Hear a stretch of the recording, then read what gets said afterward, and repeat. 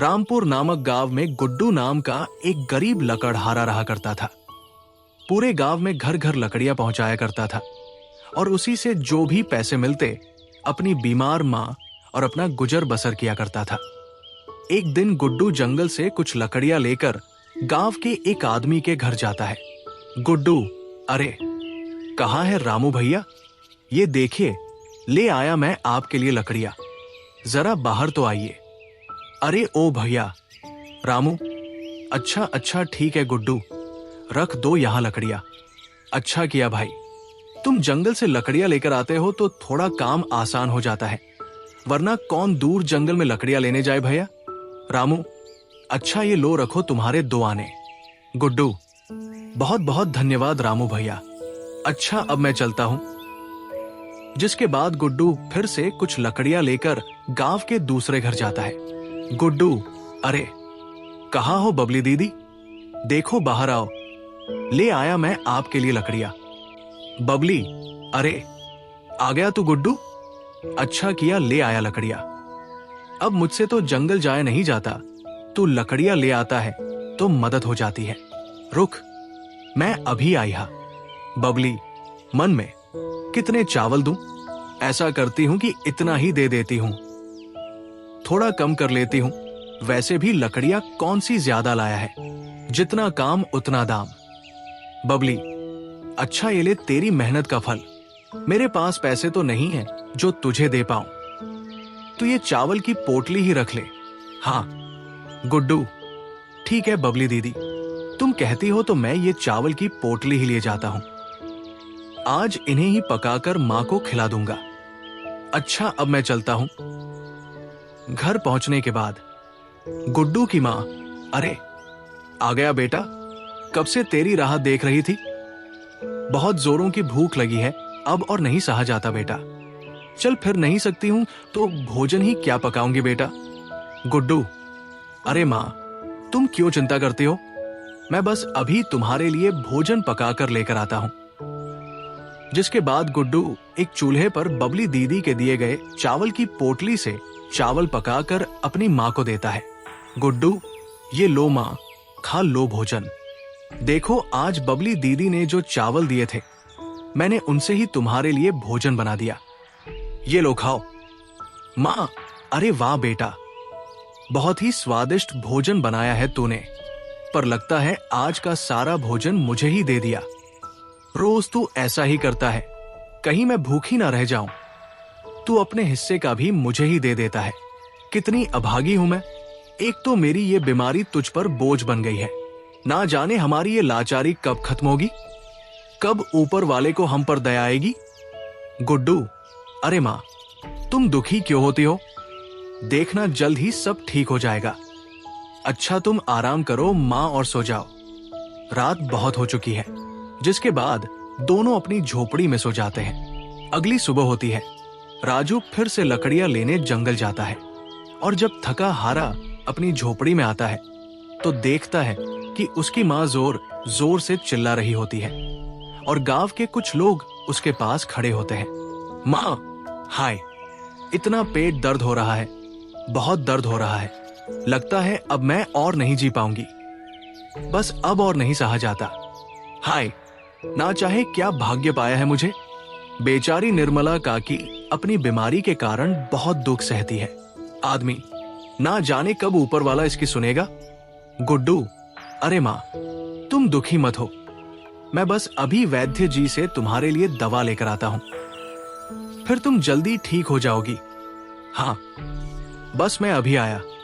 तभी बहुत तेज बारिश होने लगती है और गुड्डू भीगता हुआ वैद्य के घर जाता है और वैद्य के घर का दरवाजा खटखटाने लगता है। गुड्डू, वैद्य जी दरवाजा खोलिए, क्या कोई है इस घर में, दरवाजा खोलिए। लेकिन गुड्डू के कई बार बोलने पर भी कोई दरवाजा नहीं खोलता है। तभी वहां पर एक आदमी आता है जो काला कंबल ओढ़े होता है। आदमी, अरे कौन हो तुम, क्या तुम नहीं जानते इस घर में अब कोई नहीं रहता है। वैद्य जी का तो पिछले मास ही स्वर्गवास हो गया है, जाओ यहां से, कोई नहीं रहता यहां इस घर में। गुड्डू, अरे लेकिन मुझे वैद्य जी से अपनी मां के लिए दवा लेनी थी। मेरी माँ की तबीयत ठीक नहीं है। अब आखिर मैं कहाँ जाऊंगा? पूरे गांव में वही एक वैद्य जी थे। अब वो भी नहीं रहे तो भला अब मैं माँ के लिए दवा कहाँ से लाऊं? मेरी माँ की तबीयत तो बिल्कुल भी ठीक नहीं है। आदमी: ओह, अच्छा तो ये बात है। चलो तुम मेरे साथ चलो। यहाँ से कुछ दूरी पर एक साधु बाबा रहते हैं। वो जरूर तुम्हारी कोई मदद कर सकते हैं। चलो मेरे साथ। साधु: अच्छा तो तुम आ गए। आओ आओ गुड्डू, हम तुम्हारी ही प्रतीक्षा कर रहे थे। गुड्डू: अरे साधु महाराज, क्या आप मुझे जानते हैं? मैं बहुत दुखी हूं महाराज, मेरी मदद कीजिए। साधु: हाँ हाँ बच्चा, मैं सब जानता हूं। तुम चिंता मत करो गुड्डू, इसे अपनी मां को दे देना, वो कुछ ही पलों में ठीक हो जाएगी। गुड्डू: बहुत बहुत धन्यवाद साधु महाराज, बहुत बहुत धन्यवाद। गुड्डू की मां बिल्कुल ठीक हो जाती है। गुड्डू: अरे वाह मां, तुम बिल्कुल ठीक हो गई। वाकई साधु बाबा की दी हुई जड़ी बूटी ने अपना काम कर दिया। मां, मां, हाँ बेटा, ये देख अब मैं बिल्कुल ठीक हो गई हूं। अब तो मेरा पेट भी दर्द नहीं कर रहा है। हाँ, और ये क्या, अब तो मैं चल फिर भी सकती हूं। वाह वाह, वाकई तेरी मुझे ये दी गई जड़ी बूटी तो चमत्कारी है बेटा, चमत्कारी। गुड्डू: हाँ, हम तुम सही कहती हो। साधु बाबा कोई साधारण नहीं बल्कि बहुत ही शक्तिशाली बाबा है। मैं फिर से उनके पास उनका धन्यवाद करने अवश्य ही जाऊंगा। उनकी दी गई जड़ी बूटी से तुम ठीक हो गई। माँ। अगली सुबह गुड्डू फिर से साधु के पास जाता है, जहाँ साधु अपनी ध्यान मुद्रा में बैठा होता है। गुड्डू: साधु बाबा, आंखें खोलिए साधु बाबा। सच में बाबा, आपकी दी गई जड़ी बूटी कमाल कर गई थी। मेरी मां ठीक हो गई। बाबा, आपका बहुत बहुत धन्यवाद। साधु बाबा जोर जोर से हंसने लगता है। साधु, ये तो होना ही था। हमारी दी कोई भी चीज अपना असर ना करे, ये हो नहीं सकता। अपनी कई वर्षों की तपस्या से हमने परम ज्ञान प्राप्त किया है, लेकिन इसके बावजूद भी कई दिनों से हम बहुत दुखी हैं। गुड्डू: ये आप क्या बोल रहे हैं बाबा? आप और दुखी? आखिर क्यों? क्या बात है जो आपको दुखी कर रही है? बताओ मुझे। साधु: अपनी आराधना समाप्त करने के बाद मैं यहाँ से थोड़ी दूर अपने झोपड़ी में रहता हूँ, जिसमें मैं जाकर विश्राम करता हूँ।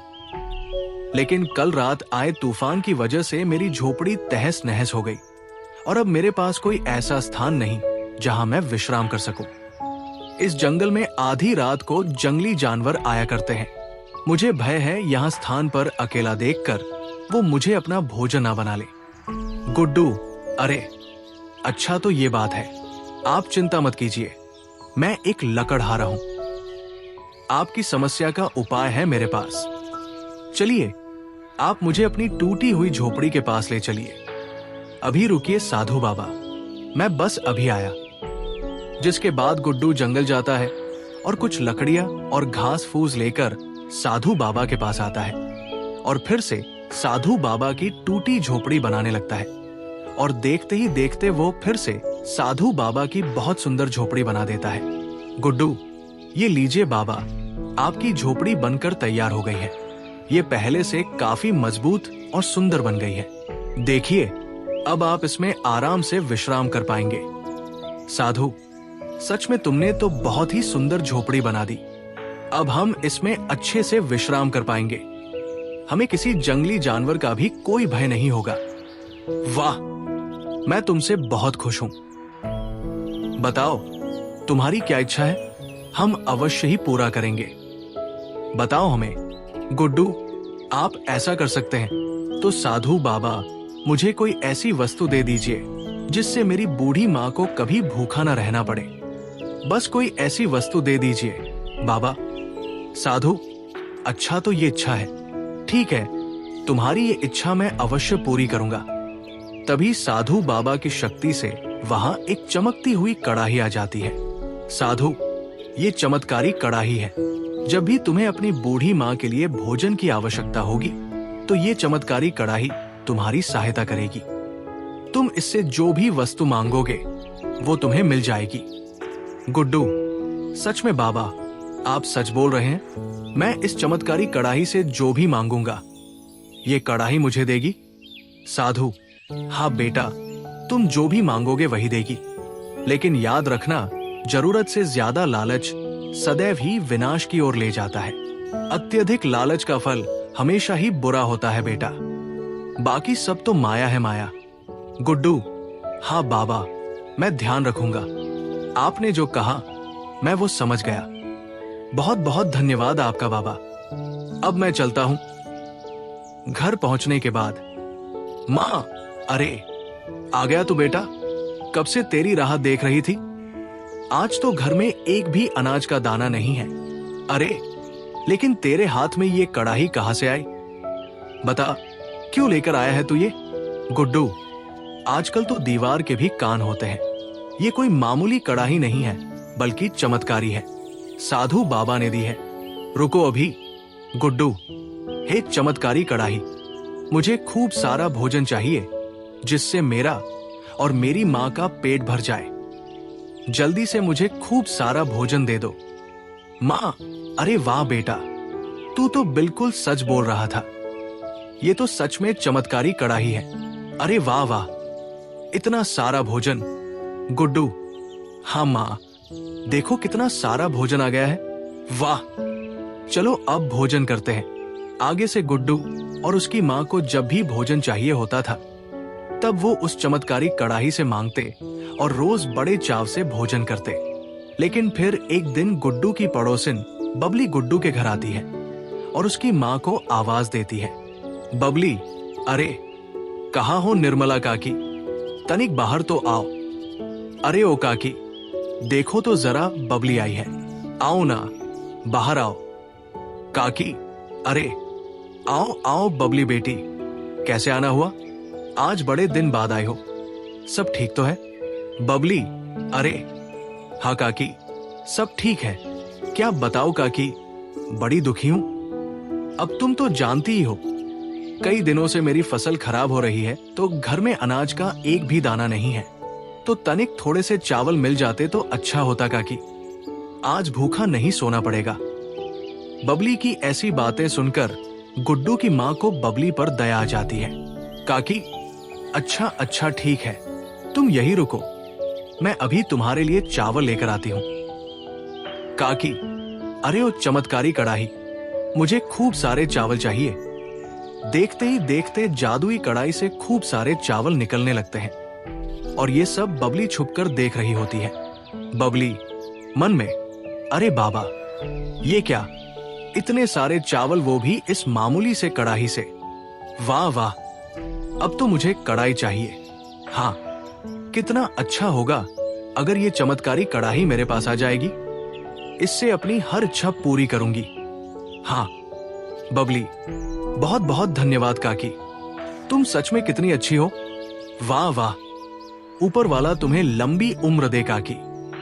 बबली मन में, अरे देखो तो सही इस चालाक बुढ़िया को, देखो तो पूरी की पूरी चमत्कारी कड़ाही लेकर बैठी हुई है और मुझे दिए ये कुछ चावल के दाने, जिन्हें लेकर बबली अपने घर चली जाती है। थोड़ी देर बाद बबली चुपके से फिर से आती है और चुपके से रसोई में आती है, जहां वह चमत्कारी कड़ाही रखी होती है। बबली, तुझे पाकर तो मुझे सब कुछ मिल जाएगा। हाँ, अच्छा इससे पहले मुझे वो देख ले, मुझे चमत्कारी कड़ाही ले जानी होगी। हाँ, अब मैं इस चमत्कारी कड़ाही से अपनी हर इच्छा पूरी करूंगी। हाँ, लेकिन अभी तो मुझे बहुत जोरों की भूख लगी है। बबली, अरे ओ चमत्कारी कड़ाही, मुझे खूब सारा मजेदार और स्वादिष्ट भोजन चाहिए। हाँ, खूब सारा। अरे वाह, इतना सारा भोजन, वाकई ये तो सच में चमत्कारी कड़ाही है। अरे वाह वाह, बड़ा ही मजेदार और स्वादिष्ट भोजन है, खाकर मजा ही आ गया। वाह वाह, क्या चमत्कारी कड़ाही हाथ आई है। क्यों ना मैं इससे और भी कुछ मांगू, मांग के देखूं, और भी कुछ मांगते हूं। बबली, अरे ओ चमत्कारी कड़ाही, जरा मुझे कुछ चांदी के सिक्के चाहिए, क्या तुम दे पाओगी? दे दो मुझे चांदी के सिक्के। अरे वाह वाह, क्या अद्भुत कड़ाई है। वाह, अब तो मुझे किसी भी वस्तु की कोई कमी नहीं होगी। हाँ, जो भी मुझे चाहिए वो मैं इस कड़ाई से मांग लूंगी। अभी मांग लूं क्या? क्या पता कल ये अपना चमत्कार ना दिखा पाए, तो तब तो मेरे हाथ कुछ भी नहीं आएगा। नहीं नहीं, सुन जादुई कड़ाई, मेरे ऊपर सोने चांदी, हीरे, मोती, जवाहरात सबकी बारिश करा दे।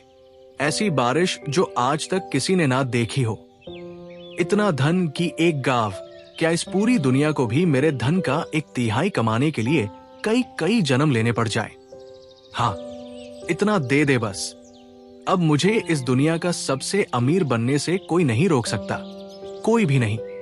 इतना बोलते ही कड़ाही में से सोने और चांदी की बारिश होने लगती है और देखते ही देखते खूब सारा सोना चांदी गिरने लगता है और उस पर भारी भारी सोने चांदी की चीजें गिरने लगती है।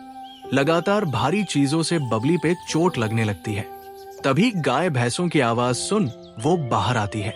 जैसे ही बबली घर के बाहर जाती है तो उसके तबेले में आग लग चुकी होती है और उसकी गाय भैंस इधर उधर भाग रही होती है। तभी पूरे तबेले में आग लग जाती है और जैसे ही वो कुछ सोचती है, इतने में उसका सारा घर जलकर राख हो जाता है। बबली, अरे रे, ये क्या हुआ? ये आग कैसे लग गई? अरे, ये क्या हो गया? अरे, मेरा धन, ये क्या हो गया? मेरा सारा धन और वो चमत्कारी कड़ाही आग में जलकर खाक हो गई। लगता है ये सब मेरे लालच की वजह से हुआ है। मुझे वो चमत्कारी कड़ाही निर्मला काकी की झोपड़ी से चोरी ही नहीं करनी चाहिए थी। मुझे जाना होगा निर्मला काकी के पास, माफी मांगनी होगी। उस आग में उसका पूरा घर जलकर राख हो जाता है। लेकिन जब बबली काकी के घर जाती है तो जादुई कड़ाही बिल्कुल सुरक्षित उसी स्थान पर रखी होती है। बबली, अरे, ये कैसे संभव है? ये चमत्कारी कड़ाही तो आग में जलकर राख हो गई थी, फिर ये यहां कैसे? मेरी तो कुछ समझ नहीं आ रहा। अरे, ये चमत्कारी कड़ाही तो मैं चुराकर अपने साथ ले गई थी, जिसके बाद ही मेरे साथ ये सब कुछ हुआ। मुझे जो कुछ भी इस चमत्कारी कड़ाही से प्राप्त हुआ था वो सब जलकर खाक हो गया। काकी, तुम्हारे लालच के ही कारण हुआ है, साधु बाबा ने कहा था। जब कोई इस चमत्कारी कड़ाही का उपयोग अपने अत्यधिक लालच के लिए करेगा तो ये चमत्कारी कड़ाही उसके लालच का फल उसे अवश्य ही देगी। ये चमत्कारी कड़ाही तो यही थी। ये तो मेरी इस झोपड़ी से कभी बाहर गई ही नहीं बबली बेटी। जिस चमत्कारी कड़ाही को तुम चुरा कर ले गई थी वो तो इसकी परछाई थी, जिसने तुम्हारे लालच का फल तुम्हें दे दिया। बबली, हाँ काकी, अब मैं समझ गई हूं। मनुष्य को उसकी अत्यधिक लालच का फल अवश्य मिलता है। मुझे लालच नहीं करना चाहिए था। मेरे लालच के कारण ही मेरी ये दशा हो गई है।